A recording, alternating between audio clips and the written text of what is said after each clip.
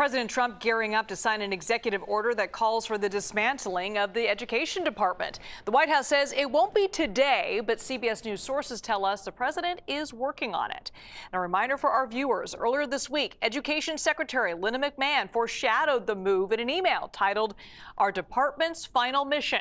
In it, she said the restoration of the department will profoundly impact staff, budgets, and agency operations. So joining us live now is Matt Barnum, the K-12 education reporter for the Wall Street Journal. Matt, thanks so much for being with us. I want to bring this up because you broke the news that President Trump was expected to issue an executive order aimed at eliminating the Department of Education as soon as today, Thursday. Yeah. White House Press Secretary Caroline Leavitt called it, quote, fake news. You want to respond to that? Well, sure. Yeah. Well, we were actually very careful in our language. What we reported was that Trump could sign this executive order as soon as today. A number of other outlets, including CBS, have independently confirmed that. So it's not especially surprising to me that they've changed the timing, which we always knew was possible. Sure. And we also reported that the executive order was in draft form and it could change. All right, I just want to read that quote from your Wall Street Journal article there. President Trump expected to issue an executive order as soon as Thursday there, clarifying the language. But I want to go over what is it that the Department of Education actually does? What's its purpose?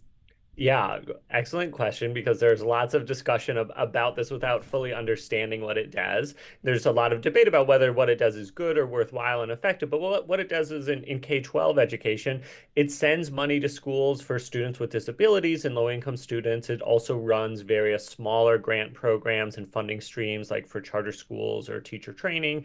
And in higher education, it runs the federal student loan program and offers grants to low-income students to attend college.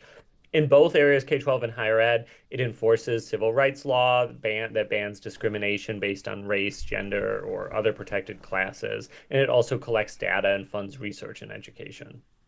And Matt, there's a lot of parents, though, who are concerned that if the Department of Education is eliminated, that will only add to the issues so many public schools are facing: trouble retaining teachers, low literacy rates, lack of resources.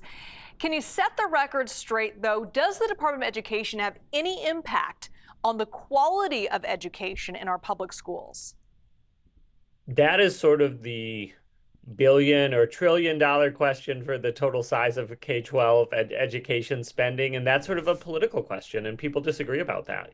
Some people think that the department has played an absolutely vital role in supporting schools. And even if it's not the biggest funder of education, in fact, it's a relatively small funder of K-12 education, it still plays an important role, these supporters say, of protecting disadvantaged students and protecting civil rights. Critics say it's not effective and that, it adds too much paperwork and spreads what they would describe as woke ideas. So there's, debates about how effective it is.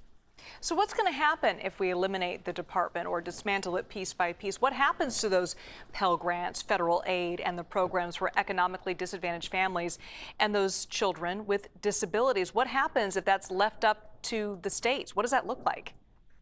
We don't know exactly how this would play out, in part because the draft of the executive order that we obtained, which again, that could change, doesn't exactly spell out what it wants the Education Secretary to do. It just says within existing law, the Education Secretary, Linda McMahon, needs to do everything she can to facilitate the closure of the department. Now, within existing law is a very important caveat, because the department was created by Congress and most of its major programs were created by Congress. So President Trump and Linda McMahon cannot snap their fingers and close the department.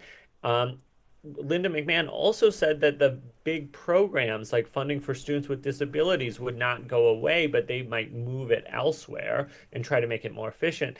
Now, it's not clear how moving it elsewhere would improve things or not. And it's also not clear if Congress would go along with any sort of move.